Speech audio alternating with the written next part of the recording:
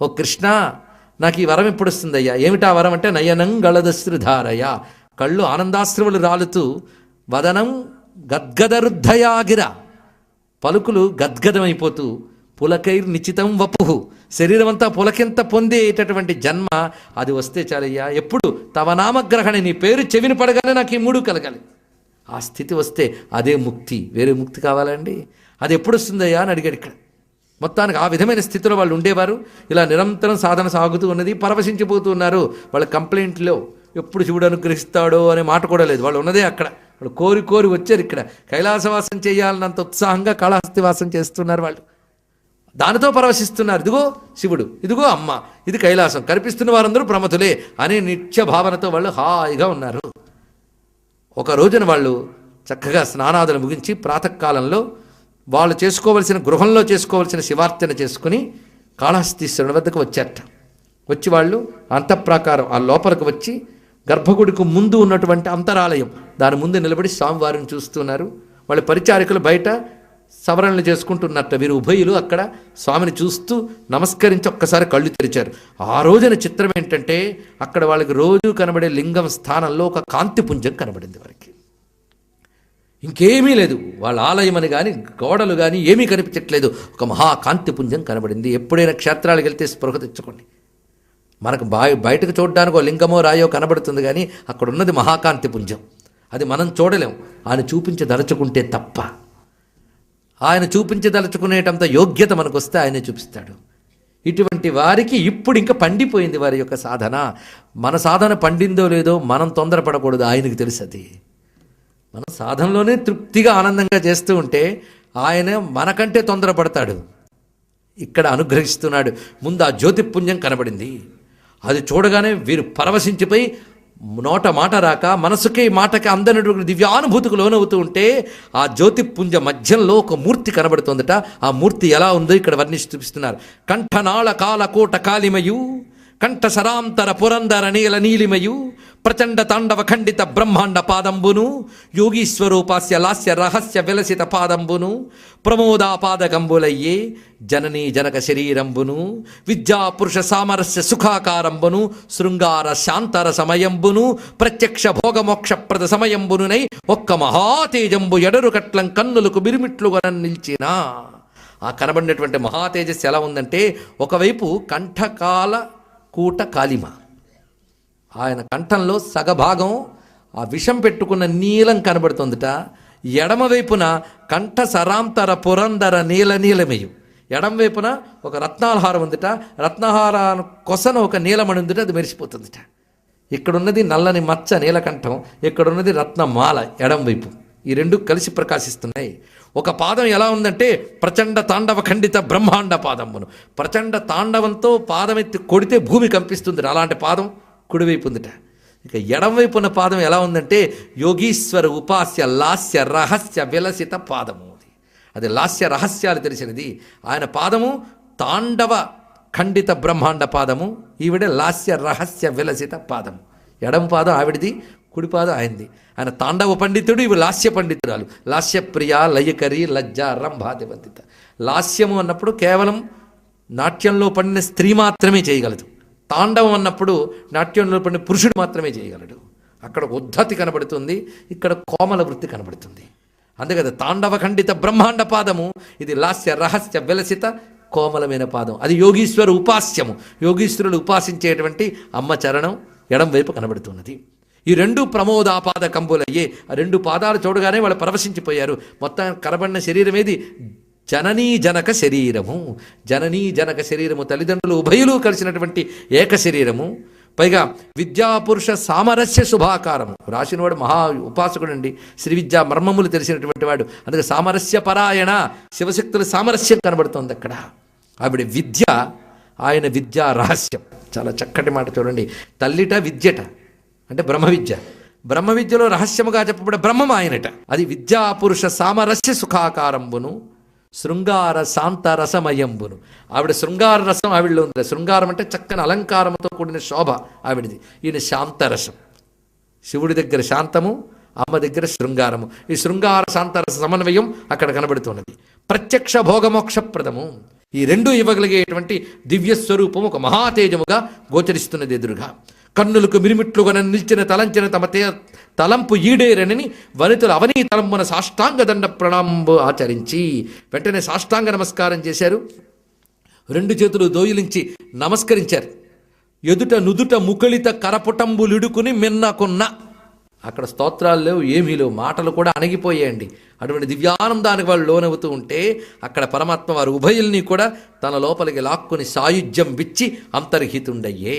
అయ్యవసరంబున కమలాశల రాక. ఎప్పుడైతే ఈ విధంగా జరిగిందో, ఏంటి లోపలికి వెళ్ళిన వాళ్ళు ఇంకా రాలేదని బయట వాళ్ళు అనుకున్నారట. అక్కడ లేనేలేట వెతికెట్టాడు. మొత్తం గర్భగుడిలో లేరు, ఆలయం అంతా వెతికారు.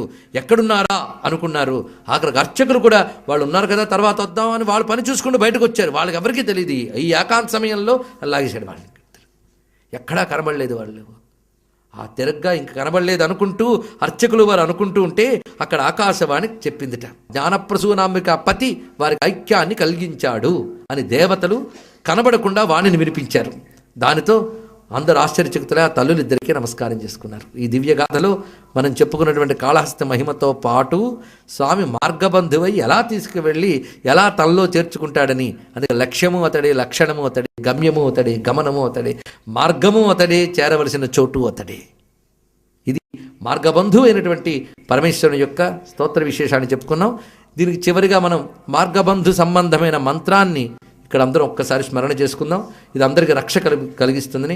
నిజానికి అప్పయ్య దీక్షితులు రచించినటువంటి మార్గబంధు స్తోత్రం చాలా పెద్దది. అదంతా నేను ఇక్కడ చెప్పట్లేదు, కానీ కేవలం చిన్న 2 పాదాలకు శ్లోకం మాత్రం ఉంది. ఇది అందరూ ఎప్పుడైనా పఠించుకోవచ్చు. ఈ స్వామికి తంత్రశాస్త్రంలో ఉన్న పేరు ఏంటంటే పథిషద్ రుద్ర. పథిషద్ రుద్ర. పథి అంటే మార్గమనందు, సత్ అంటే ఉన్నవాడు, కలిపితే వ్యాకరణ రీత్యా పథిషత్ అంటారు. పథిషత్ రుద్రుడు. రుద్రుడు అంటే పరమేశ్వరుడే కదా. పథిషద్ రుద్ర మంత్రము ఇది. అయితే ఎప్పుడైనా గుర్తుపెట్టుకోవాల్సింది ఏంటంటే, మంత్రం చేసేటప్పుడు దేవత రూపం స్మరించాలండి. నేను ధ్యానించాలనలేదు, ధ్యానం పెద్ద మాట. ధ్యానం నిలబడ్డం కష్టం. ఖచ్చితంగా బొమ్మ కట్టినట్టుగా హృదయంలో నిలబడ్డం మహా కష్టం. కానీ కాసింత రూపం స్మరించినా చాలు, కళ్ళు మూసుకొని దాని ప్రభావం దానికి ఉంటుంది, తప్పకుండా ఉంటుంది. ఇందులో ఏమీ సందేహం లేదు. అందుకే ఇక్కడ ఈ పథిషద్రుద్ర మంత్రం ఇందులోనే స్వామి రూపం ఉంది. ఇది మనం తెలుసుకోవాల్సింది. ఇప్పుడు మనం ఎక్కడైతే పైన ఉత్తరం వేసుకుని తిరిగేస్తాం, ఇలాగ కైలాసానికి కూడా వెళ్తాం, కైలాస పర్వతం తిరుగుతాం అంటే కుదరదు. అక్కడికి తగ్గ వేషం వేసుకోవాలి. అలాగే పరమాత్మ కూడా మనల్ని అనుగ్రహించడం కోసం దానికి తగ్గ వేషం ధరించి వస్తాడు. అలాగే మనం నటరాజు చెప్పుకున్నాం, దక్షిణామూర్తి చెప్పుకున్నాం, ఇప్పుడు మరొక ఆయన చెప్పుకుంటున్నాం పథిషద్రుద్రుడు. ఈ మంత్రమే, స్వామి పేరే పథిషద్రుద్రుడు. మార్గబంధు, మార్గ సహాయ అని మనం వ్యవహారంలో చెప్పుకుంటున్నాం. మంత్రం పేరు మాత్రం పథిషద్రుద్రుడు. ఈయన ఉన్నటువంటి తీరు కూడా చెప్తున్నారు. ఆత్తసజ్జ ధనుర్బాణకరం వృషభవాహనం అన్నపూర్ణా సమాశ్లిష్టం పథిషద్రుద్రమాశ్రయే. ఇది మంత్రం, పథిషద్రుద్ర మంత్రం ఇది. ఆత్తసజ్జ ధనుర్బాణకరం వృషభవాహనం అన్నపూర్ణా సమాశ్లిష్టం పథిషద్రుద్రమాశ్రయే. ఇది మనము చేసుకుని పిల్లలకు నేర్పి ప్రయాణాలకు వెళ్ళేటప్పుడు ప్రయాణ సమయంలో మనస్సులో స్మరించుకున్న దీని ప్రభావం ఉంటుంది. ఆత్తసజ్జ ధనుర్బాణకరం వృషభవాహనం అన్నపూర్ణా సమాశ్లిష్టం పథిషద్ రుద్రమాశ్రయే. ఇందులో భావాన్ని చూడండి, మన ఋషులు ఎంత చక్కగా చూపిస్తారో.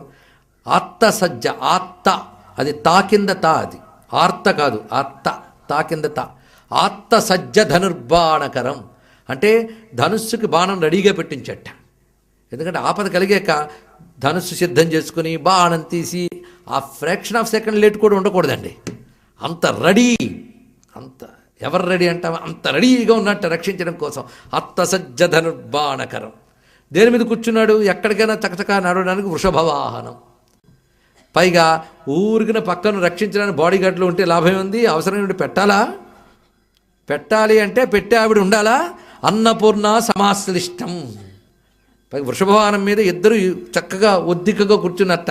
ఒళ్ళు ఆవిడ కూర్చుని ఆవిడ గట్టి పట్టుకున్నట్ట. పోయిపోయింది చక్కగా. విలాసం అంటే ఆయనకే తెలుసు. అన్నపూర్ణ సమాశ్లిష్టం పట్టుకున్నట్ట. ఆవిడ కూడా ఆయన భుజం మీద చేవేసి కూర్చుందిటండి. అలా అన్నపూర్ణాంబతో ఉన్నట్ట. కనుక ఆవిడ మనకి అసలు ఏ బాధ రానివ్వదు. అన్నపూర్ణమ్మ చక్కగా ఆరోగ్యకరమైన భోజనం ఆవిడ చూసుకుంటుంది. అన్నపూర్ణ సమాశ్లిష్టం. కనుక ప్రయాణికుడిని రక్షించడానికి కావలసిన వేషం అంతా స్వామి దగ్గర ఉంది. చూడండి, ఆత్తసజ్జ ధనుర్బాణకరం వృషభవాహనం అన్నపూర్ణ సమాశ్లిష్టం పథిషద్రుద్రం. కేవలం భక్తితో శివశివ అనుకుంటూ వెళితే ఈ మంత్రం తిరిగిపోయినా కాపాడాడు ఆయన అని. కనుక శివస్మరణ మనల్ని ఎప్పుడు ఎలా కాపాడాలో ఆయన చూసుకుంటూ ఉంటాడు. కనుక ఈ రూపంతో మనం ఒక్కసారి భావించుకోవచ్చు. కనుక శివుడు ఏ రూపం ధరించినా మనవాడు, మనల్ని రక్షించేవాడు. శివశివ అనుకుంటే అవసరమైన రూపం ఆయన ధరిస్తాడు. ఇంకా ఎన్నెన్ని రూపాలు ధరించాడండి, జంగమ వేషాలు, రాజు వేషాలు, బోయిలవాడి వేషాలు ఎన్ని వేసి పక్కన కాపాడుకుంటూ వచ్చాడు. కనుక ఆయన వెయ్యలేని వేషం లేదు. ఏ వేషం వేసినా మనల్ని బ్రతికించడం కోసం, మనల్ని బాగుపరచడం కోసం, మనల్ని కాపాడడం కోసం అని స్పృహం అనుకుంటే చాలు. ఈ విధంగా కాపాడినటువంటి పరిషద్రుద్రమూర్తిని మనం స్మరించుకున్నాక శ్రీకాళహస్తి ఈ విషయంలోకి వెళదాం. శ్రీకాళహస్తి ఈ 3 పేర్లు తనవైనప్పుడు ఆ 3 భక్తుని చక్కగా చెప్పుకోవాలి కదా. అందరికీ తెలుసు సాలిపురుగు, పాము, ఏనుగు 3 లీనమైపోయాయి అని. ఇందులో కథ ఉన్నది, తత్వం ఉందండి. దేనికైనా పూర్వజన్మ సంస్కారముల వల్ల కలుగుతాయి భక్తి అనేది చెప్పుకున్నాం. ఈ సాలిపురుగుకి పూర్వజన్మ కథ ఉన్నది, పాము ఏనుగులకు కూడా పూర్వజన్మ కథ ఉన్నది. లేకపోతే ఎంత బుద్ధితో ఆలోచించగలిగే మానవ జన్మ పొంది కూడా మనం భగవంతుడిని ఆశ్రయించలేకపోతున్నాం. అలాంటి ఉపాధి లేకపోయినా వాటికా బుద్ధి పుట్టింది. కనుక బుద్ధిని ప్రేరేపించేది ఉపాధి కాదు, సంస్కారం. సంస్కారాలు ప్రేరేపిస్తాయి, ఆ సంస్కారాలు పండిస్తాయి. ఎప్పుడు ఎవరికి ఎలా పండుతుందో తెలియదు. ఇప్పుడు ఈ కథ నిన్న మొన్నటి కథ కాదు. నిజానికి శ్రీకాళహస్తి అనే పేరు వచ్చేటప్పటికల్లా చాలా కాలం గడిచిపోయింది. ఇది కృతయుగంలో సాలెపురుగును లీనం చేసుకున్నట్ట. ఒక కృతయుగంలో బోల్డు యుగాలు జరిగాయి కదా. త్రేతాయుగ అంతము, ద్వాపరయుగ ఆరంభంలో పాము ఏనుగు లీనమయ్యాట. కలియుగంలో కన్నప్ప లీనమయ్యాడు. యుగభేదాలు కూడా ఉన్నాయి. ఆయన ఎప్పుడు వాడు మన లెక్క కందడు. మన హిస్టరీ చెప్తాం, దీన్ని కార్బన్ టెస్టులు చేస్తాం అంటే నువ్వు చేసుకో. కానీ ఆయన అక్కడ తేజోరూపుడు ఎప్పుడున్నాడు, ఎన్ని మార్పులు జరిగాయో మనకు తెలియదు. కానీ అనాది ఏనాటి యుగాల నాడో వశిష్ఠుని అనుగ్రహించిన వాడు ఆయన. నిన్న మొన్నటి యుగాలది కాదు. కృతయుగ వేళ మర్కటక కీటక మొక్కటి పూర్వవాసనాగతమతి దేవదేవు కరకంధరు కొల్వదలంచి కుంభజ క్షితిధర కన్యకంబు పరిషిక్త శరీరమతోడ ఆత్మనిర్గత బహుతంతి పంక్తి గృహకల్పన శిల్ప కళా ప్రవీణతన్. ఒక సాలిపురుగుట, మర్కటక కీటకం అన్నాడు అంటే సాలిపురుగు. కృతయుగంలో ఆమెకు బుద్ధి పుట్టిందిట. నేను అనేక గూళ్ళు కట్టడం నాకు ఇచ్చిన లక్షణం. ఆ గూళ్ళు ఏదో ఈయనకే కడతాను అనుకుందిటండి. ఆ బుద్ధి పుట్టింది. ఆయన కోసం గూళ్ళు కట్టడం మొదలుపెట్టింది.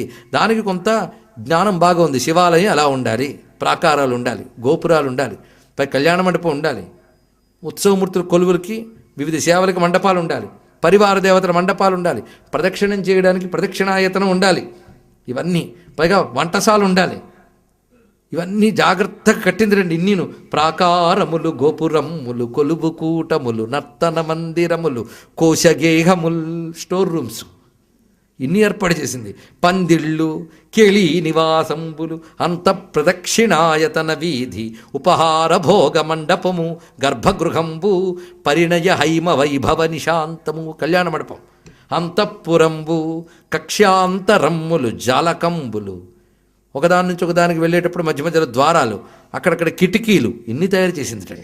మేడలు, కరుణతోడ నిభముఖానల జాత, ఇంకా ఇభముఖుడు అంటే గణపతి, ఆయనకో గుడి, పరివార మందిరం కదా గణపతి గుడి, అనల జాత, అగ్నిసంభవుడు సుబ్రహ్మణ్య స్వామి గుడి, చండీశ్వరుడు గుడి, పుండరీకలోచన విష్ణుమూర్తి మందిరం, మాతృకాలోకనయన అక్కడ మాతృకాదేవతల మందిరం, దక్షిణామూర్తి, వటుకాది దైవతముల నిలయములు కట్టే అత్యంత నిష్ఠతోడా. వీళ్ళ గుళ్ళన్నీ కట్టిందిట. ఏం కదలండి బాబు, సాలిపురుగు గుళ్ళు కట్టడం ఏంటి, దానిలో దేవుడు ఉండడం ఏంటి అని. నువ్వు కట్టిన గుళ్ళలో ఉండట్లే, అలాగే అక్కడ ఉంటాడు ఆయన. అనంత వ్యాపకుడైన పరమాత్మని మనం గుడిలో ఉన్నాడు అని భావించినప్పుడు మన బుద్ధి ఈ గుడిని భావించింది, దాని బుద్ధి ఆ గుడిని భావించింది. ఎవడు ఎలా భావిస్తే అక్కడికొచ్చి కూర్చోవలసిన బాధ్యత అయిందంతే. కనుక భావించిన వాడికి భగవంతుడు ఎక్కడ కూర్చోబెడితే అక్కడ కూర్చుంటాడు. అందుకు కట్టుకోగలగాలి కానీ ఎక్కడైనా కూర్చుంటాడు భగవంతుడు. అందరూ అన్నీ కట్టగలరా అండి? కట్టుకోవచ్చుట. ఒకప్పుడు ఒక పల్లవరాజు కాంచీ క్షేత్రంలో ఒక అద్భుతమైన ఆలయాన్ని నిర్మాణం చేస్తూ ఉన్నాడు. కైలాసనాథ మందిరం మంచి పేరు. దానికి తగ్గట్టు ఎక్కడెక్కడ శిల్పుల్ని తెప్పించాడు. ఆ శిల్పాలతో చక్కటి అన్ని ఏర్పాట్లన్నీ జరిగిపోయాయి. ఆలయ నిర్మాణం అయిపోయింది. ఇంకా ప్రతిష్ఠకు ముహూర్తం నిర్ణయించారు. కొద్ది రోజుల్లో ప్రతిష్ఠ. రాత్రి పడుకున్నాడు ఆయన, కల్లో శివుడు కనబడి ముహూర్తం మార్చుకో అన్నట్టు. ఇదేమిటి ఇలాంటి వేషాలు వేస్తాడు ఆయన. ముహూర్తం మార్చుకొని ఎందుకు చెప్పామంటే ఆ టైంలో నాకు వేరే ఎంగేజ్మెంట్ ఉంది అన్నాడు ఆయన. ఆయనకి ఒకే సమయంలో 3 గుళ్ళు కట్టి ప్రతిష్ఠ చేశారు. లీల అది తెలుసుకోవాల్సింది. చాలా అందమైన లీల చేస్తాడు ఆయన. అందుకే తత్వం వేరు లీల వేరు. ఎప్పుడు తత్వం లీలను కలిపేసుకొని మనం కన్ఫ్యూజ్ అయిపోతూ ఉంటాం. ఆయన మనకు వద్దు. లీలగానే చూడండి, తత్వంగానే చూడండి. లీలలో ఆనందపడిపోండి, ఆ తత్వంలోకి లాక్కుపోతుంది. లీలలో ఆనందపడ్డం తెలియాలి. అందుకే హఠాత్తుగా వేదాంతాలు తత్వాలు పట్టుకుంటే లీలను ఆస్వాదించలేం, తత్వంలోకి వెళ్ళలేం. ఇదొక దౌర్భాగ్యం ఏర్పడుతుంది. లీలను ఆస్వాదించాలి. మహాత్ములు ఉన్నారా, వాళ్ళ తత్వంలో ఉన్న లీలలో ఆనందించగలరు, వాళ్ళకి అది తెలుసు. జాగ్రత్తగా చూడండి ఇక్కడ. అందుకని పరమేశ్వరుడు ఎక్కడున్నాడండి, గుడి కట్టాలా ఇలా పెద్ద కబుర్లు ఆడుతూ ఉంటారు చాలామంది. అన్నిటా చూడగలిగేవాడికి గుళ్ళో కూడా చూడగలడు వాడు. ఎక్కడా చూడలేనివాడే గుళ్ళోనే ఉంటాడా, మనసులో ఉండడా? ఉన్నాడా మనసులో? ఉన్నట్ట టావే చూసావా, మనసులో చూడసేవా ఎప్పుడైనా? అందుకే దిల్లేక మందిర్ అంటాం. దిల్లేక మందిరే, కానీ ఏది ఎప్పుడు చూసావు అందులో? ఎక్కడున్నావు? ఎక్కడ గుడి అంటే ఇక్కడికి దగ్గరలో ఒక చిన్న ఊరుంది, అక్కడ ఒకడు ఉన్నాడులే, పూసలుడు అని ఒక ఆయన ఉన్నాడు. ఆయన అద్భుతమైన గుడి కట్టాడు. వాడు అదే టైం ముహూర్తం పెట్టుకున్నాడు, నీకంటే ముందే పెట్టుకున్నాడు కనుక ఫస్ట్ కమ్ ఫస్ట్ సర్వ్డ్. అందుకే ఆయన ముందే పెట్టుకున్నాడు కనుక ఆయనకు డేట్ ఇచ్చాను, కుదరదు అన్నట్ట. అయితే అంత మహానుభావుడు, పై కల్లో కనబడి కూడా డేటు మార్చుకొని శివుడు చెప్పాడంటే ఆయన అంత ముఖ్యమైన ఉంటాడు. ఆయన్ని చూడాలి అంటే పూసలుడనే రాజు ఉన్నట్టు నేను ఎప్పుడు వినలేదు. ఇది కలేమో భ్రమేమో చూద్దాం. ఏమైనప్పటికీ కూడా ప్రయత్నిద్దాం, తెలుసుకుందాం. ఆ ఊరి పేరు చెప్పాడు కదా, బయలుదేరాడు ఆయన తిన్నగా. వెళ్ళి ఇక్కడ ఎవడైనా పూసలుడు ఉన్నాడా అని అడిగితే ఆ పేరున్నవాడు ఎవడో తెలియదు పెద్ద అన్నాడు. అయినా వెళ్తూ ప్రతి వాళ్ళని అడుగుతూ వెళుతూ ఉంటే పూసలుడు విన్నామండి, పలానా చోటు ఉంటాడు చూడండి అన్నట్ట. ఈయన వెంటనే వెళ్ళాడు. పెద్ద భవంతేమో అనుకున్నాడు, చిన్న పూరు గుడిసె. అక్కడ ఉన్నట్టు పేదవాడు ఉన్నట్ట, పండితుడు, పేద పండితుడు, ఏమీ లేదు. వాడి దగ్గరికి వెళ్ళి నీ పేరు ఏంటంటే పూసలుడు, దివ్యండి గుడి ఏమైనా కడుతున్నామని. నేనేం గుడి కట్టడం అంటే ఏం లేదే అన్నాడు. కళ అయి ఉంటుంది. ఏం కళ వచ్చిందని అడిగాడు ఈయన. ఏం లేదు, నేను పరమేశ్వరుడు కనబడ్డాడు, ఫలానా సమయంలో పూసలుడు అనేవాడు తన కట్టుకున్న గుడిలో నన్ను ప్రతిష్ఠిస్తానని ముహూర్తం పెట్టుకున్నాడు, కాబట్టి ఆ ముహూర్తం తప్ప ఇంకోటి చూసుకోని చెప్పాడు. కళ కదా, మనకేవో ఊహలు వస్తూ ఉంటాయని. కాదు, అది నిజమే అన్నాడండి వీడు. ఆశ్చర్యపోయాడు. నేను ముహూర్తం పెట్టుకున్నాను, నేను ఆ రోజు ముహూర్తం పెట్టుకున్నాను, కానీ నేను కట్టిన గుడిలోకి వస్తానని నీ కల్లో స్వామి చెప్పాడా, నా పేరు చెప్పాడా, పూసలుడని నా పేరు చెప్పాడా, ఎంత ధన్యుడిని అయిపోయాను. అసలు నేను కట్టుకున్న మాట వాస్తవమే కానీ బయట కట్టలేదయ్యా, గుండెలో కట్టుకున్నాను అన్నాడు. ఏమిటి ఆశ్చర్యం! నాకే చిన్నప్పటి నుంచి కోరుకున్నది శివుడు గుడి కట్టాలి, శివుడు గుడి కట్టాలి, శివుడు గుడి కట్టాలని కోరిక. కానీ గుడి కట్టే డబ్బు నాకు లేదు. కానీ ఒకసారి ఆలోచన వచ్చింది, మనిషికి భౌతిక దారిద్ర్యం ఉన్నా భావదారిద్ర్యం ఉండకూడదు. అది ఈ కథలో చూడండి. ఇక్కడ ఆలోచించి గుడి ఎందుకు కడతానని ఆలయం కట్టాలి ఎలాగో ఆగమశాస్త్రం చెప్తోంది మనకి. ఆలయం ఎలా కట్టాలి, మొదటి ప్రకారం ఎలా ఉండాలి, రెండో ప్రకారం ఎలా ఉండాలి, వాస్తు ఎలా ఉండాలి, ఎక్కడ ఏం పెట్టాలి, ఇవన్నీ ఆగమశాస్త్రం చెప్తోంది. ఏ రోజున ఏ నిర్మాణంతో ప్రారంభించాలి, ఏ నిర్మాణంతో పూర్తి చేయాలో కూడా శాస్త్రం చెప్తోంది. అవన్నీ చదువుకున్నట్టు శిల్పశాస్త్రం ఆగమశాస్త్రం అంతా చదివెట్టిద్దరు. ఎందుకంటే భగవంతుడు దరిద్రమైతే ఇచ్చాడేమో కానీ బుద్ధి మాత్రం అద్భుతమైన సంపదగా ఇచ్చాడు. కనుక చెప్పింది గ్రహించాడు. ఆలయ నిర్మాణానికి సంబంధించి జ్ఞానమంతా సంపాదించి రోజు భావన చేయడం మొదలెట్టేట.